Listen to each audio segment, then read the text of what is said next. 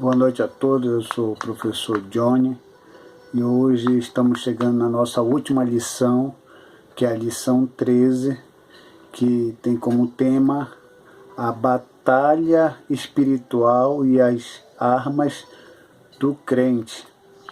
E estão fazendo aí esse teste aí de ter comentado essas 13 lições rapidamente.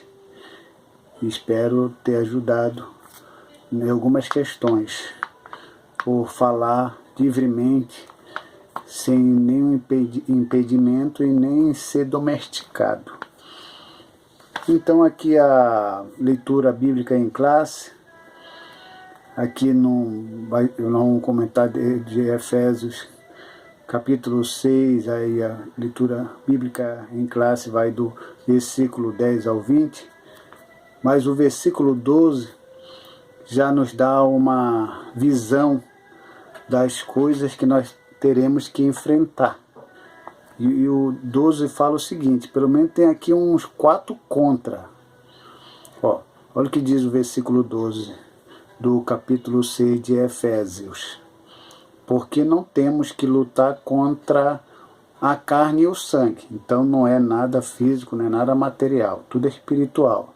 Mas sim contra, o primeiro contra, os principados, contra as potestades, contra os príncipes das trevas deste século e contra as hostes espirituais da maldade.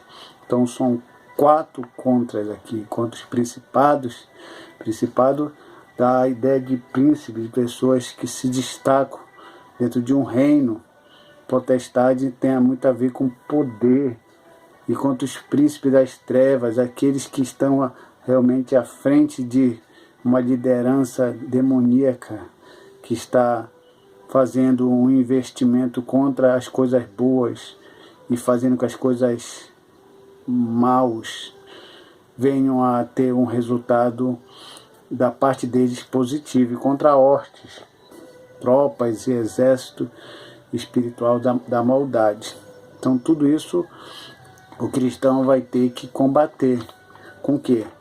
Com a armadura que virá de Deus a nós. A armadura não é nossa, isso eu tenho que deixar claro. É de Deus para nós. E essa armadura ela não vai ter que ficar pendurada no corredor, polida. Porque se ela ficar nessa situação, ela não serve para a batalha. E a armadura também não serve para museu. Ela serve sim para que você coloque ela em prática na sua vida, em se revestir. Porque no capítulo 5 de Efésios fala muito de tal homem novo diante da sociedade, do mundo. Mas aqui no capítulo 6 já é algo em relação às coisas espirituais da maldade, que nós devemos nos revestir. E aqui na introdução diz o seguinte: o apóstolo convoca a igreja para lutar e resistir aos inevitáveis conflitos contra as forças espirituais da maldade. No último parágrafo aqui, e os soldados de Cristo precisam revestir-se de toda a armadura de Deus. Como eu falei, a armadura é de Deus. Nós só precisamos usar aquilo que Deus está nos dando. E nós devemos realmente lutar contra as forças do mal.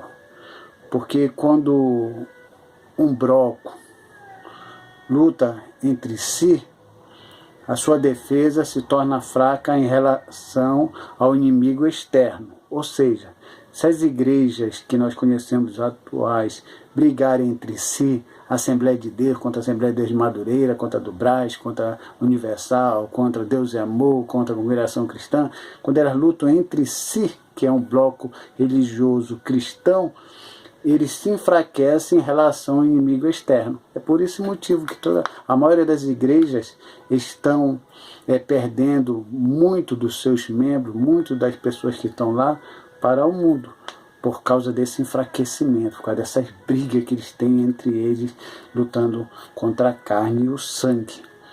mas que nós venhamos nos fortalecer. Porque uma coisa é certa, ainda que haja diversidade na reflexão, mas na união tem que ser constante. E isso que é importante. Então no tópico 1 fala o seguinte: o preparo espiritual do crente para a batalha. Tópico 1, subtópico 1, melhor falando, fortalecido no poder do Senhor. Fortalecei-vos no Senhor. Indica que não temos poder em nós mesmos. Claro, devemos ser fortalecidos no Senhor, porque desde que vem o poder de nos fazer enfrentar de tal forma que nos dê condições de sairmos vencedores. Lutar por nós mesmos, a queda é certa, a derrota é certa, mas lutando no nome de Jesus Cristo, a vitória será nossa em nome de Jesus. Por isso precisamos estar fortalecidos por meio da renovação da mente, da vida em santidade e ser cheio do Espírito Santo. Conhecer as Escrituras, sem a devida obediência e frequentar os cultos, sem a genuína conversão, não são suficientes. Então nós devemos aqui estar fortalecido a nossa mente, uma vida de santidade e cheio do Espírito Santo, porque se você conhecer a Bíblia de Gênesis e Apocalipse e não ser fiel ao Senhor e não viver a genuína palavra do Senhor, de nada serve isso. Você simplesmente é um conhecedor intelectual de teologia, mas que aquilo não tem nenhum efeito contra o inimigo. Terá um efeito sim contra argumentos extremamente acadêmicos e humanos, a quem que você consegue calar a boca de alguém em questões de textos bíblicos, mas que diante do diabo ele dá a gargalhada de você e você é um derrotado diante dele. Temos que viver em conexão com Deus. Isso é a realidade. Subtópico 2, vigilante em toda a oração e súplica, orando em todo o tempo, com toda a oração e súplica no Espírito. Significa clamar pelo favor divino em qualquer circunstância e oportunidade. Então a oração, ela é o que nos liga a Deus e nos faz entrarmos nessa intimidade com Ele, porque orar quer dizer conversar. Você conversa com Ele, você coloca para Ele as suas necessidades e Ele vai acrescentando na sua vida as condições necessárias, a força necessária para você lutar contra tudo que quer te desviar do caminho da verdade e principalmente contra o inimigo, para ter vitória contra ele. Como eu disse para você lá na leitura bíblica em classe, contra, pelo menos 4 contra, o crente vai ter que bater de frente. E se não for Deus, pode esquecer, é derrota na certa. Tópico 2, conhecendo o campo da batalha espiritual. Tópico 1, as astutas ciladas do diabo. O líder desse reino é identificado como diabolos, que significa caluniador e acusador. Ele prepara laços com o propósito de destruir a igreja de Cristo. Algumas das suas astúcias são confundir a mentira com a verdade, é o que mais tem no meio do povo evangélico.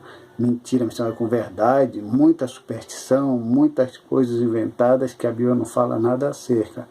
Deturpar as Escrituras, dissimular e induzir a dissimulação, fazer falsos sinais, fazer acusações, semear incredulidade, promover ideologias anticristãs. E aí vem uma coisa, revestível de toda a armadura de Deus. Então, quem é o responsável, quem está na linha de frente é que no diabo, que no grego quer dizer caluniador, acusador, de Satanás, que é no hebraico, que quer dizer adversário. Então são títulos dados a ele que tentam e querem nos fazer parar. Aí ele vai usar as suas artimanhas, vai trabalhar a nossa mente, vai trabalhar de várias maneiras, de vários meios, fazer com que pessoas venham a nos tirar do foco e assim por diante. Mas se você estiver revestido da armadura de Deus, com certeza você vai conseguir vencer todas essas promoções, todos esses oferecimentos que ele está apresentando. Subtópico 2, o conflito entre o reino das trevas. Paulo enfatiza que esse conflito não é contra carne e sangue. A batalha não é física, mas travada no mundo espiritual. Essa luta se dá tanto na área individual quanto na área coletiva da igreja. Eu estou lendo vários pedaços que eu achei interessante. Então, a primeira coisa que nós devemos entender: a minha luta não é contra você, e nem você contra mim, e nem eu contra uma outra igreja de placa diferente, nem com outro irmão com pensamento diferente. Embora existam aquelas argumentações que nós fazemos contra as heresias, isso é uma coisa, mas a nossa luta mesmo é espiritual. Nós lutamos contra aquilo que nós não conseguimos ver com os olhos naturais, com os olhos físicos. Mas se você tiver um olhar espiritual, você consegue perceber algumas coisas que estão acontecendo, e aí você vê e você percebe que ali há uma coisa além de uma estratégia, digamos assim, humana. E há uma coisa além, uma estratégia maligna que quer te conduzir para fora das verdades do Senhor. E se não estiver atento, com certeza cede. Subtópico 3. As agências das potestades do ar. Aí vem algumas coisas que são acrescentadas a ele, das potestades do ar. Eles são poderosos. Principados e potestade indica poder, primazia, autoridade para agir. Príncipes das trevas são líderes de anjos decaídos. Então eles são poderosos. Então, para você vencer esses seres poderosos do mal, você tem que ter o poder de Deus, que está acima do poder deles. E o B aqui fala, eles são malignos. As hostes espirituais da maldade. Refere-se a demônios que empregam o seu poder destrutivamente para o mal. Então eles estão aí para fazer esse trabalho. Malignos. Vem de mal, eles não têm piedade de ninguém, eles não têm dó de ninguém. Ele quer a destruição da humanidade. Eles vieram para matar, roubar e destruir. Mas nós que somos representantes de Cristo aqui na terra como embaixadores, vamos pregar o que Jesus falou, que ele veio dar vida e vida em abundância. E aqui, letra C, eles são astutos, são cheios de sutilezas e maquinam a queda da igreja. Então eles são astutos, eles vêm mansinho, sem assustar. Quando vê, eles já estão conseguindo a sua área, já conseguiram localizar o ponto fraco de várias pessoas e trabalhar em cima desses pontos, e aí tendo o seu resultado que eles tanto querem, que é o afastamento do homem de Deus. E aqui o terceiro tópico, as armas espirituais indispensáveis ao crente. Subtópico 1. A armadura completa de Deus. A expressão toda armadura traduz o termo grego panoplia, que significa armadura completa de um soldado fortemente armado. Na carta, a orientação não é para usar armas próprias, mas tomar o equipamento dado por Deus. E como eu falei para vocês, nós não temos força própria que possa vencer o maligno. Nós não temos condições de vencer o maligno por nós mesmos. Só algo vindo de Deus para nós. Então a armadura de Deus. Nós vamos nos revestir dessa armadura, a armadura que Deus está entregando nas nossas mãos. E ela não é para ser polida e guardada no corredor das nossas crenças. Ela deve ser usada no campo de batalha. Ela não deve ser tratada como uma peça de museu. Não, ela tem que ser usada e colocada em prática para o inimigo ver que realmente nós estamos revestidos, estamos prontos para a guerra, para a batalha e vencer tudo que vier da parte dele. E o tópico 2 fala as armas indispensáveis de defesa. Ok. Essas armas indispensáveis de defesa, a letra A fala aqui, cingindo vossos lombos com a verdade. Nesse sentido, faz referência à verdade da doutrina de Cristo e à integridade do soldado. Então, um cinto, ele servia aqui para segurar de onde se colocava a espada. E aqui nos ajuda, como diz o autor aqui, se refere à verdade da doutrina de Cristo e à integridade do soldado. E o 2, que é o B, vestidura e couraça da justiça. Refere-se à justiça de Cristo, em retidão ao soldado no campo de batalha. E sabemos que a couraça da justiça é aquela parte que protege o peito, então protege o coração, protege a parte da frente.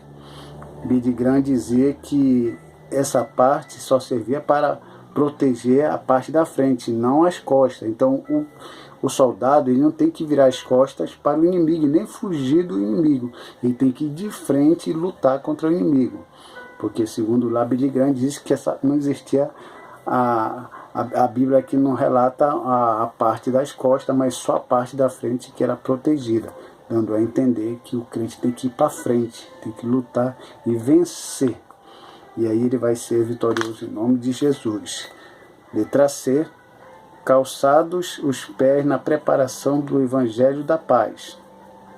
Aí ele dá uma noção aqui de couro de bota, como é o sapato. Isso eu não quero falar, porque isso aí é um estudo mais especializado de como era a roupa do soldado romano, porque vocês sabem que o apóstolo Paulo está baseando todas essas peças num soldado romano. Então eu não me interessa saber como é que o soldado se vestia para me ter uma ideia e querer usar literalmente isso na vida espiritual. Não, isso aí foi apenas uma comparação que ele fez, e aí criou-se um simbolismo em cima dessas peças, trazendo uma doutrina para nós em relação à nossa luta contra o mal.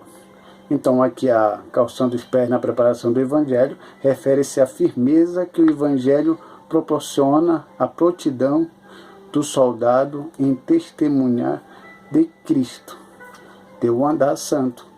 Porque quando o filho pródigo saiu da presença do pai, ele saiu por maus caminhos e foi para lugares errados. Mas quando ele voltou, o pai deu uma sandália a ele, porque só os escravos andavam descalços. Então, uma sandália para o filho pródigo significa um novo andar. Então, nós estamos calçados os pés na preparação do Evangelho da Paz, estamos andando no caminho da verdade, estamos falando do Evangelho no sentido prático, não teórico. Porque tem pessoas que falam de Cristo, falam de Jesus, mas age totalmente diferente daquilo que ele fala. Então ele não vive o que está pregando e nem ensinando. Letra D. Tomando sobretudo o capacete, o escudo da fé. Aí ele diz aqui, né, alguma coisa que era retangular, feito de madeira e couro. O escudo protege o corpo inteiro dos dados incendiários. Ok. Refere-se à fé inabalável em Deus, que detém a eficácia das calúnias, dúvidas, rebeliões e disparadas pelo diabo. Então a fé aqui que ele fala é aquela fé firme que o diabo não consegue colocar dúvida. Então nós somos protegidos por essa fé. Existem pelo menos 3 tipos de fé. Tem pessoas que falam 4, 5 tipos de fé. Eu pelo menos acredito na fé natural, na fé como dom e na fé naquela que é a fé salvadora. E essa aqui se encaixa muito na fé salvadora, porque nos prepara a nossa mente para isso. E aqui o capacete da salvação, que é preparar nossa mente para nós não sermos iludidos com mentiras e coisas erradas aí do mundo, que vem às vezes na nossa mente. Aqui o tópico 3 fala que a espada do Espírito é a única arma disponível tanto para a defesa quanto para o ataque. E aqui finaliza a lição dizendo que nós devemos ter a espada do Espírito, que é a palavra de Deus. O cristão que não usa a palavra de Deus, a espada, adequadamente, ele é desarmado e vencido. E ele é vencido pelo inimigo. Porque quando você é cristão, o seu manual é a palavra de Deus. Ela que vai dizer como você deve andar, como você deve pensar, como você deve agir. Em todos os sentidos, a palavra de Deus, ela é a principal na sua vida. Então a espada é importante. Você pode ter todas aquelas partes de defesa, o escudo, a couraça, o cinto, o capacete, pode ter tudo, mas se você não tiver a espada, você vai ficar o tempo todo apanhando, até que uma hora você vai se cansar e vai ceder. Mas quando você tem a espada, você está tanto se defendendo como você está atacando. Mas sem a espada, você não vai conseguir atacar. E aquilo que não é atacado não foge. Se você não souber como atacar o inimigo quando ele vem contra você com a espada da verdade, ele não vai embora. Então espero que essa lição tenha ajudado. Estamos finalizando essa lição e que Deus venha abençoá-los grandemente. Isso é um teste, eu nunca tinha explicado sobre as lições. O tempo é curto porque o meu aparelho ele tem capacidade, era 10, graças a Deus está chegando aos 20, agora chegou nos 21 e Deus está abençoando. E vamos ver como é que vai ficar, se nas próximas lições eu vou falar acerca de outros assuntos ou não, ou se eu vou começar a falar de temas livres, como eu sempre venho fazendo nesse canal. Se você gosta e sentir de Deus, se inscreva, ajude, compartilhe, comente aí, ou quando não concorde, coloque lá o que você não concordou, e assim nós vamos aprendendo um com o outro. Ninguém é melhor do que ninguém. Ninguém é mais sábio do que ninguém, todos nós somos servos do Senhor e a nossa boa intenção é só pregar a verdade. E aqui está a verdade, a palavra de Deus, com todas essas coisas que é importante para o cristão. Que Deus abençoe a todos em nome de Jesus, amém.